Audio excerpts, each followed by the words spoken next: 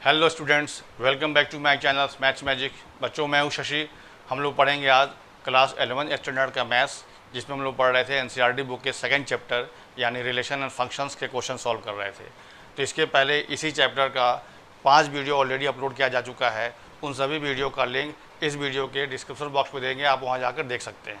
तो आज हम लोगों को पढ़ना है एनसीईआरटी बुक के एक्सरसाइज 2.2 के बचे हुए क्वेश्चंस। इसके पहले 5 क्वेश्चन करा दिया गया था।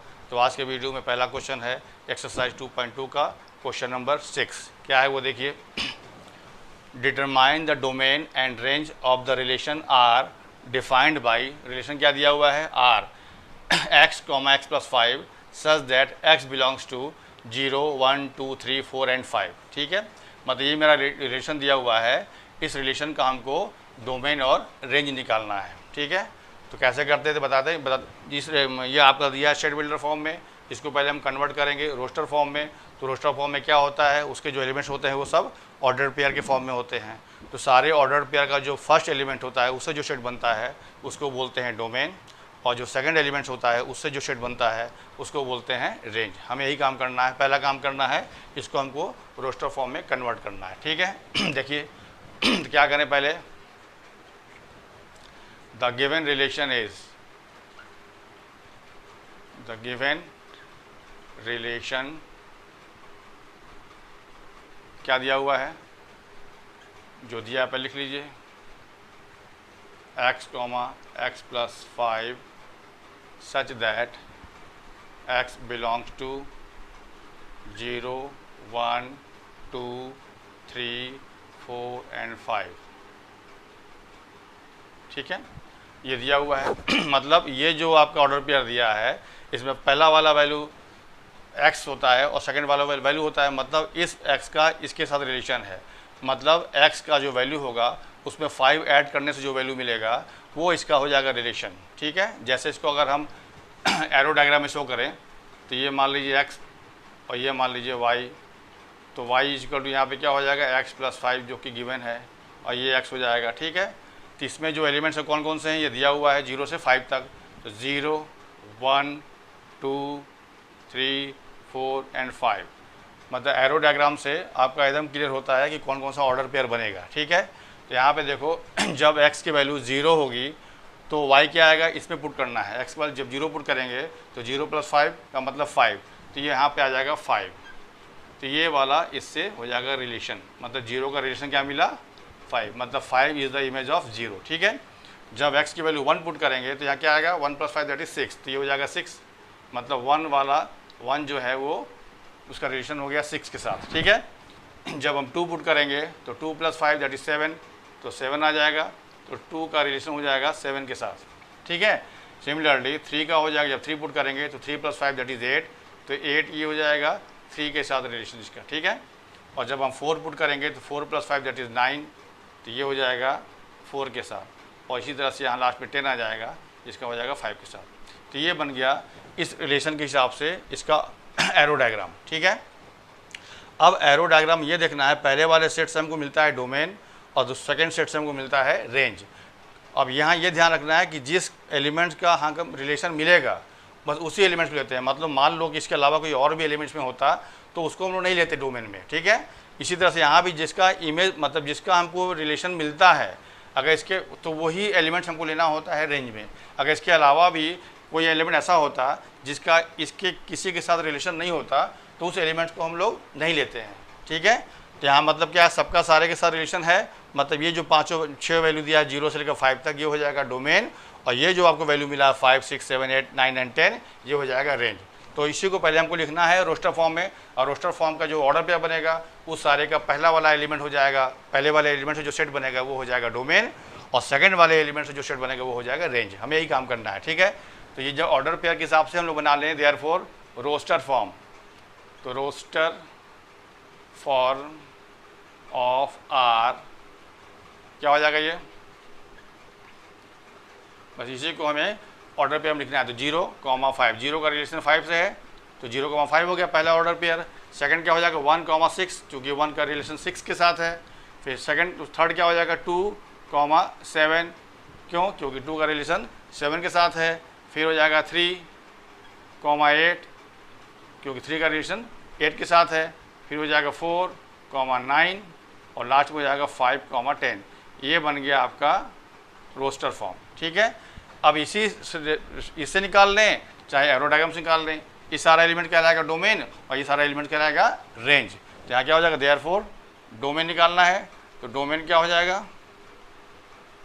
जो ऑर्डर पेयर का फर्स्ट एलिमेंट है, दैट इज 0, 1, 2, 3, 4 एंड 5, मतलब ये आपका हो गया डोमेन। और रेंज क्या हो जाएगा, जो ऑर्डर पेयर का सेकंड एलिमेंट है, दैट इज 5, 6, 7, 8, 9 एंड 10। ठीक है, ये इसका आंसर हो गया। क्लियर, कॉपी कर लीजिए। बढ़ते हैं नेक्स्ट क्वेश्चन की तरफ। देखिए नेक्स्ट क्वेश्चन क्या है, क्वेश्चन नंबर 7। ये क्या है, राइट द रिलेशन क्या दिया है सेट बिल्डर फॉर्म में, r equal to x, x cube such that x is a prime number less than 10। ठीक है, इन रोस्टर फॉर्म, मतलब इस रिलेशन को हमको रोस्टर फॉर्म में लिखना है। तो रोस्टर फॉर्म में लिखने के लिए हमें क्या चाहिए, x की हर वैल्यू के साथ उसका y की वैल्यू क्या मिलेगा, मतलब ऑर्डर पेयर बनाना पड़ेगा। ठीक है, तो यहाँ पे कंडीशन दिया है कि x is a prime number less than 10। तो प्राइम नंबर क्या होता है, ऐसा नंबर जिसके सिर्फ 2 फैक्टर होते हैं। कौन कौन से, 1 and number itself.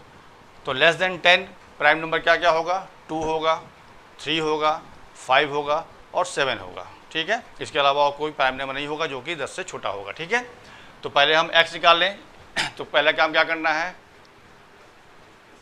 The given relation क्या दिया हुआ है पहले लिख लीजिए, द गिवन रिलेशन। ठीक है, r जो क्वेश्चन दिया हुआ लिखिए, x, x cube such that x is a prime number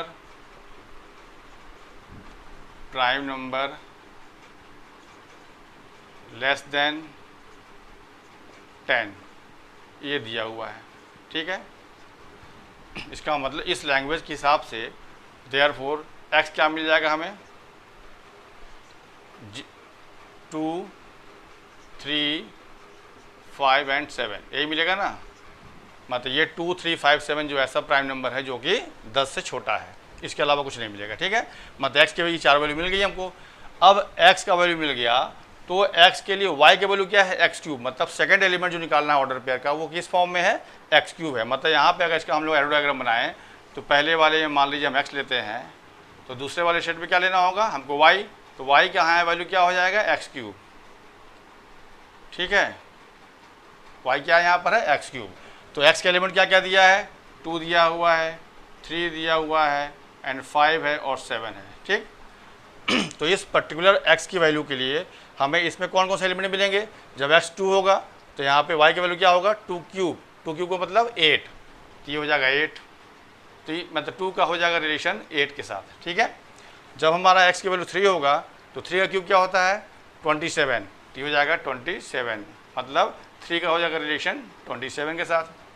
फिर जब हम 5 लेंगे x की वैल्यू तो y क्या निकलेगा, 5 क्यूब दैट इज़ 125, तो 125 इसका हो जाएगा रिलेशन 5 के साथ। ठीक है, सिमिलरली जब हम x की वैल्यू 7 लेंगे तो y क्या आ जाएगा, 7 क्यूब दैट इज़ 343, तो 7 क्यूब क्या होता है, 343। ठीक है, ये आपका बन गया इस रिलेशन के हिसाब से एरो डायग्राम। अब यहाँ पे इसका सारा इमेज, हर का इमेज इसमें मिल रहा है, इसका मतलब ये हो जाएगा आपका डोमेन और ये हो जाएगा रेंज। तो हमें डोमेन और रेंज नहीं लिखना है, हमें सिर्फ निकालना है, इसको रोस्टर फॉर्म में लिखना है। तो इससे से जो ऑर्डर पेयर बनेगा 2, 8, 3, 27, 5, 125 और 7, 343, ये ऑर्डर पेयर बनेगा। इसी को हमको सेट के फॉर्म में लिख देना है, तो वही मेरा कहलाएगा रोस्टर फॉर्म। ठीक है, तो देयरफॉर क्या हो जाएगा यहाँ पे, roster form of R is given by क्या हो जाएगा, R इक्वल टू ऑर्डर पे लिखना है तो 2 का बनेगा 8 के साथ पेयर, और फिर 3 का बनेगा 27 के साथ पेयर, और फिर 5 का बनेगा 125 के साथ पेयर, और फिर 7 का बनेगा 343 3 के साथ पेयर। तो ये आपका आंसर हो गया। मतलब ये जो रिलेशन दिया हुआ था, इस रिलेशन जो सेट बिल्डर फॉर्म में था, ये बन गया मेरा रोस्टर फॉर्म में। क्लियर? कॉपी कर लीजिए। बढ़ते हैं अगले क्वेश्चन पर। देखिए नेक्स्ट क्वेश्चन क्या है, क्वेश्चन नंबर 8। ये क्या है, लेट ए एंड बी, दो सेट दिया है ए बी, जिसमें ए में एलिमेंट्स हैं X Y Z and B में एलिमेंट्स है 1 and 2। Find the number of relations from A to B. हमें नंबर ऑफ रिलेशन निकालना है। ठीक है, तो पहला काम क्या करना होगा, देखिए पहले लिखिए सेट ए क्या गिवन है, एक्स वाई एंड जेड। ठीक है, एंड बी क्या गिवन है, 1 and 2। ठीक है, तो पहला काम क्या करना है, हमको निकालना होगा A cross B. A cross B का मतलब Cartesian product of A and B. ये कैसे बनता है, पहले एक्सरसाइज में बताया जा चुका है। इसका एक्सरसाइज 2.1 में सारा बात बताया गया है। क्या होता है, मतलब इस एलिमेंट्स का, जितने एलिमेंट्स हैं इन सभी का बारी बारी से सबके साथ बनाना है पेयर सेकंड वाले सेट से। मतलब x का पेयर बनेगा 1 के साथ और x का पेयर बनेगा 2 के साथ। तो पहला पेयर क्या हो जाएगा, x1 एंड x एंड 2। अब आइए y पर, तो y का यू बनेगा इन दोनों के साथ, तो y का पेयर बनेगा y1 एंड y2। ठीक है, फिर z का बनाइए तो हो जाएगा z1 एंड z2। ये हो गया Cartesian product of A and B, that is A cross B. ठीक है मतलब कहने का है, अब जो बनेगा, चूंकि इसमें रिलेशन तो डिफाइन किया नहीं है, खाली आपको पूछ रहा है कितने रिलेशन मैक्सिमम बन सकते हैं, तो इसके जितने एलिमेंट्स होंगे, मतलब ये सब जो ऑर्डर पेयर दिखा रहा है, चूंकि मेरा रिलेशन भी तो ऑर्डर पेयर के फॉर्म में होता है। जब कंडीशन दिया होता तो हम ऐसा कंडीशन छांटते कि उस कंडीशन को फॉलो करता जो हमारा ऑर्डर पेयर, तो उसको लेते। चूंकि अब यहाँ कंडीशन नहीं दिया है, तो जितने नंबर ऑफ पॉसिबिलिटीज़ होगा ए क्रॉस बी का, उन सब का हमको निकालना होगा रिलेशन। ठीक है, तो इसमें जो जितने नंबर ऑफ सबसेट्स होंगे, इसका ये एक तरह से सेट है ए क्रॉस बी, तो इस सेट का जितने नंबर ऑफ सबसेट्स होंगे वो सब क्या होंगे, सबसेट के फॉर्म में होंगे। क्योंकि किसी सेट का सबसेट भी एक सेट ही होता है, तो यहाँ पर जो आपका सबसेट बनेगा वो भी क्या होगा, एक सेट बनेगा। और सेट वो कैसा होगा, वो रिलेशन के फॉर्म में होगा। तो जितने इसके सबसेट्स होंगे उतने ही उसके नंबर ऑफ रिलेशन बन जाएगा, किसका, ए टू बी का। ठीक है, तो पहले हमको निकालना होगा नंबर ऑफ सबसेट। तो वो निकालने का फॉर्मूला क्या होता है, आप लोग सेट चैप्टर में पढ़े हैं। किसी भी सेट का अगर नंबर ऑफ एलिमेंट्स दिया हो तो उस सेट का हम लोग नंबर ऑफ सबसेट्स निकाल सकते हैं। उसके लिए फॉर्मूला क्या होता है, टू द पावर n, 2 की पावर n। यहाँ पे n क्या है, उस पर्टिकुलर सेट का नंबर ऑफ एलिमेंट्स है। तो यहाँ पर जो हमें सेट निकालना है, सेट जो दिया है वो क्या, ये सेट है। इसके एलिमेंट्स कितने हैं, 1 2 3 4 5 एंड 6। तो कैसे लिखते हैं इसको हम लोग हैं, इसको लिखते हैं n a क्रॉस b। इसका मतलब क्या हुआ, पढ़ते कैसे हैं, number of elements in a cross b is equal to, यहाँ पर हो जाएगा 6। ठीक है, मतलब यहाँ पर इसकी n, इसको हम लोग बोलेंगे, यहाँ पर जो n हो जाएगा वो हो जाएगा 6। n का मतलब नंबर ऑफ एलिमेंट्स। ठीक है, अब जो फॉर्मूला बताया गया 2 के पावर n, तो उसमें n की वैल्यू पुट करना पड़ेगा। इसका मतलब क्या हुआ, therefore number of subsets, number of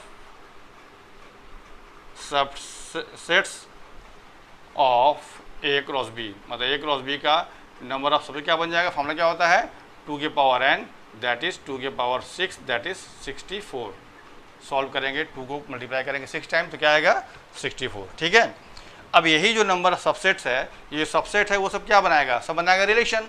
तो जब नंबर ऑफ सबसेट मेरा 64 है, इसका मतलब ए और बी के बीच जो रिलेशन होगा वो भी इतना ही होगा। तो लिखना होगा therefore number of relations, number of relations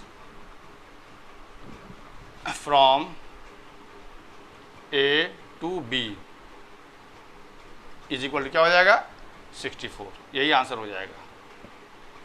मतलब इन दोनों पर्टिकुलर सेट के लिए जो रिलेशन बनेगा, टोटल कितने बन सकते हैं relation, 64।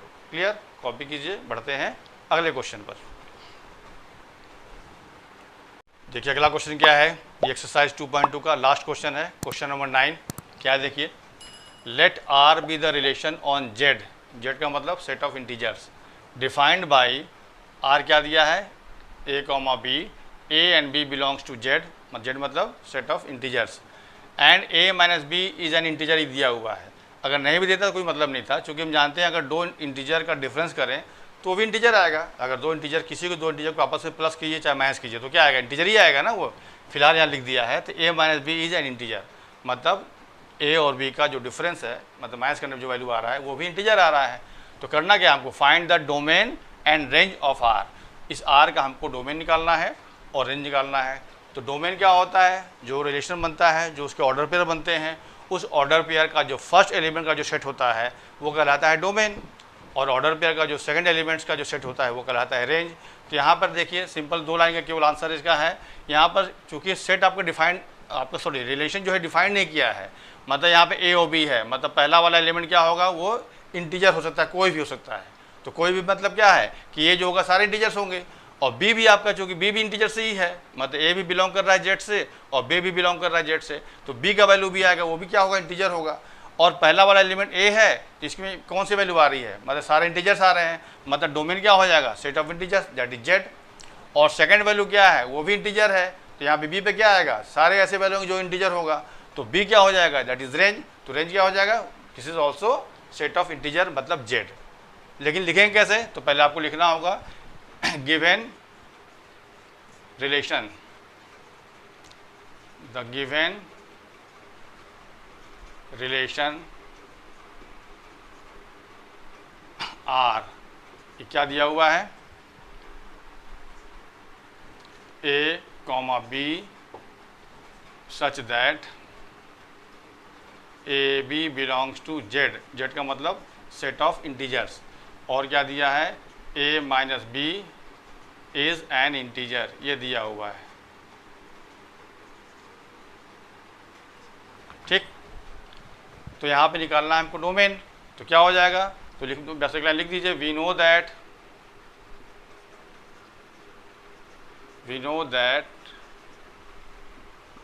Difference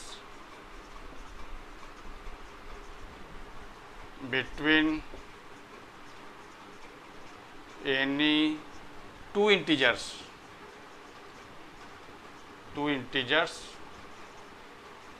is always integer,